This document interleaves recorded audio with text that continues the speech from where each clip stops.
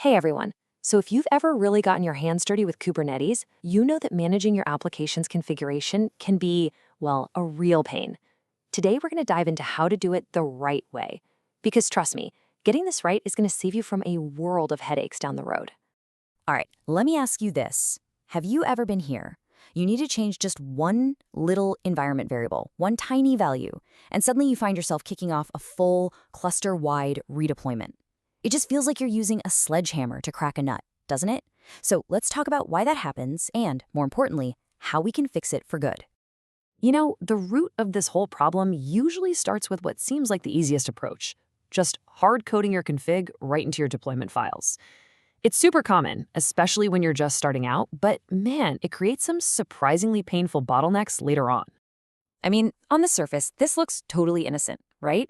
We've got our deployment, and boom, right there in the spec, we define an environment variable for our API URL. Simple. But what happens when the backend team tells you they're moving from port 8000 to 9000? Suddenly, this simple little setup becomes a major problem. To make that one tiny port change, you have to kick off this whole entire cycle. You've got to edit the YAML, you run your kubectl apply, and then you just wait. Kubernetes has to spin up brand new pods with the new configuration, and then it has to gracefully terminate all the old ones. For a single value change, this is just incredibly inefficient. And believe me, the problem gets so much worse. We're not just talking about one value here. We're talking about managing multiple environments and, maybe most critically, protecting your sensitive data. Just think about it for a second. Your staging environment points to one backend service, while your production points to a totally different one. The naive approach is to just duplicate your whole deployment file. But now you have two files you have to keep perfectly in sync. A change you make in one might get forgotten in the other. It's super brittle, it's error-prone, and it just does not scale. And this right here brings us to the biggest red flag of them all: security. If your API keys, your database passwords, or your OAuth tokens are just sitting there in plain text in your deployment YAML, they're probably getting committed to your Git repository, and that is a massive security risk. So it's clear we need a better way. Thankfully, Kubernetes gives us a really powerful, really elegant solution that's based on one core principle. You have to decouple your configuration from your application's actual deployment definition. So for all of your non-sensitive data, we're talking things like URLs, feature flags, log levels. We use something called a ConfigMap. You can just think of it as an external dictionary of key value pairs that your application can look up and use at runtime. Now, for the really sensitive stuff, we have secrets. Functionally, they're a lot like ConfigMaps. They still store key value pairs, but they are purpose-built for confidential information. The data is stored base64 encoded, and Kubernetes gives you much tighter security controls around how you manage them. Okay, so theory is great and all, but let's actually put this into practice. Let's walk through how this simple change can build a much cleaner and way more flexible workflow for you. So remember this? This is where we were. Our API URL is completely locked inside the deployment manifest. It's rigid, it's tightly coupled. Not great. And here's step one of the solution. We create a totally separate Kubernetes object, a config map that we're calling front-end config. Its one and only job is to hold our configuration data. See? The API URL now lives here, completely independent of any deployment. And this is the final piece of the puzzle, and it's brilliant. Our deployment manifest is now so much cleaner.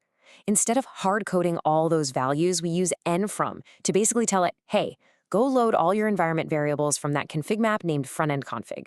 And just like that, we've achieved total separation.